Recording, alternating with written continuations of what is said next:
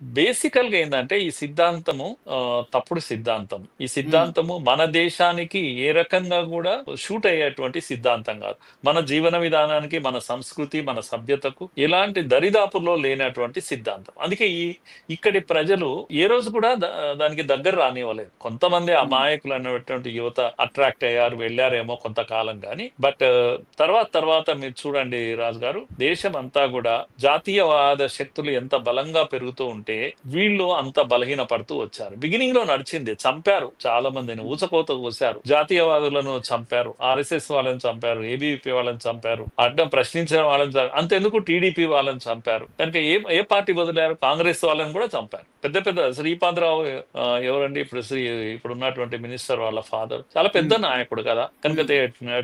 TDP Madhava Reddy ఎవరు? చాలా పెద్ద హ్మ్. హయగ్రీవాచారి ఎవరు? చాలా పెద్ద కాంగ్రెస్ నేత గదా ఆయన. కనుక ఇలా చెప్తూ పోతుంటే మీకు దేశవ్యాప్తంగా గూడా చాలా పెద్ద పెద్ద నాయకులను చంపారు. కాంగ్రెస్ హ్మ్. ఏ పార్టీకి వాళ్ళకేం సంబంధం లేదు. అడ్డమొస్తే చంపారు. కనుక ఇప్పుడు అలా లేదు. చంపే పరిస్థితి లేదు. ఈ త్యాగాలన్నీ ఊరికే పోలేదు. వీళ్ళు కూడా ఎవరైతే చనిపోయారో వాళ్ళు కూడా ఒక ఫిలాసఫీని ప్రజల మధ్యకి తీసుకెళ్ళారు. హ్మ్. మనకు తుపాకీ గాదు కావాల్సింది ఓటు హ్మ్. మాత్రమే.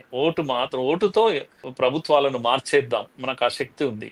కనుక హ్మ్. ప్రజాస్వామ్యము ఈ దేశంలో బలపడ్డది. ప్రజలు ప్రజాస్వామ్యం వెంట వచ్చారు గానీ, కాస్త నష్టమో లాభమో కానీ ఇదే మేలు మాకు అని అనుకున్నారు. ఎమర్జెన్సీ లాంటి చీకటి రోజులు చూసిన ప్రజలు ఒక్కసారి ప్రభుత్వాన్ని కూల్చేసే అవకాశం వచ్చినప్పుడు హ్మ్. మళ్ళా మళ్ళా తమ డెమోక్రసీని సాధించుకున్నారు. ఇక్కడి ప్రజల యొక్క బలం అది. కనుక దీన్ని వీళ్ళు గుర్తించలేకపోయారు. ఇక్కడ సంస్కృతి చాలా గొప్ప సంస్కృతి. దీన్ని అర్థం చేసుకోలేకపోయారు. దీన్ని వ్యతిరేకిస్తే మేము ముందుకెళ్తామని అనుకున్నారు.